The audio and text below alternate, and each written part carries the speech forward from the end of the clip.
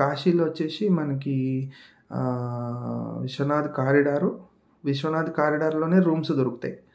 So, కాకపోతే అవి కొంచెం costly. Normal dormitory 800, deluxe guest room ఏమో 5600 ఎంతో ఉంది. ఇప్పుడున్న రేట్స్. సో, అది గాకుండా గంగా దర్శన్ అని దశాశ్వమేధ ఘాట్ దగ్గర ఒకటుంది.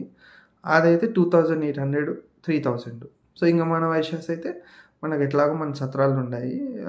ఇప్పుడు కొంచెము కుంభమేళా జరుగుతుంది గాబట్టి, ఎవరైనా తెలిసిన వాళ్ళుంటే వాళ్ళ ద్వారా బుకింగ్ జేసుకోవడం మంచిది. ఇంకా టెంపుల్ కారిడార్‌కి యెళ్ళేదానికి నంది సర్కిల్ ఒస్తది. నంది సర్కిల్ వరకే మనకి బండ్లన్నా, ఆటోలన్నా పోతాయి. సో, అక్కడి వరకు మీరెళ్ళొచ్చు. ఇంకా అక్కడి నుంచి బై వాక్ యెళ్ళాలి కారిడార్ దాకా. చిన్న ఘాట్లుంటాయి. చిన్న రోడ్స్ ఉంటాయి లోపలికెళ్ళిన తర్వాత. కానీ నంది సర్కిల్ వరకు రోడ్డు గానీ, మీకు అన్నీ సూపర్‌గుంటాయి. ఇబ్బందేం లేదు. ఇంకా అంతేనండి. సో, మేము త్రిదేవ్ టెంపుల్ అని ఒకటి చూసాము. దుర్గాదేవి టెంపుల్ చూసాము. ఆ తర్వాత సంకటమోచన హనుమాన్ టెంపుల్. ఇది కంపల్సరీగా చూడాలి. అది మంచి పవర్‌ఫుల్ టెంపుల్ అంటారు. సో, అది గూడా చూడండి. ఇంకా శక్తిపీఠాలు, వారాహిదేవి అమ్మవారు. ఈ వారాహిదేవి అమ్మవారిది టెంపుల్ కొంచెము విచిత్రంగా ఉంటది మీకు.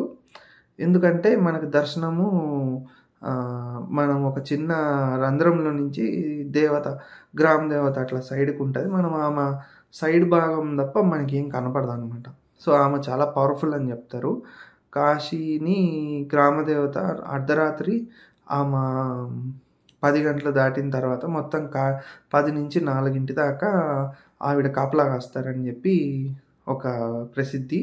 5 గంటలకి పూజారి ఒకసారి వెళ్తాడు. 5-6 దాకా పూజ చేస్తాడు. ఇంకా రోజంతా ఆమె దగ్గరికెళ్ళడు. పూజ చేయడానికి కానీ దేనికైనా. ఎందుకంటే వారాహిదేవి అంత గంభీరంగా ఉంటారు.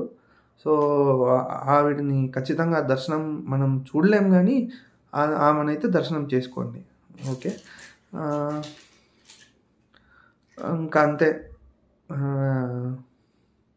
సో, ఈ వీడియో మీకు నచ్చిందని, తర్వాత కొంచెం ఇన్ఫర్మేటివ్‌గా ఉందని అనుకుంటున్నాను. సో, ఏమన్నా మీకు కామెంట్స్ గానీ, ఏమన్నా క్వెషన్స్ గానీ ఉంటే కామెంట్స్‌లో పెట్టండి. నేను చదువుతాను. చదివి కామెంట్స్‌లో నేను మీకు పోస్ట్ చేస్తాను. లేదా వాయిస్ మెసేజ్ పెడతాను.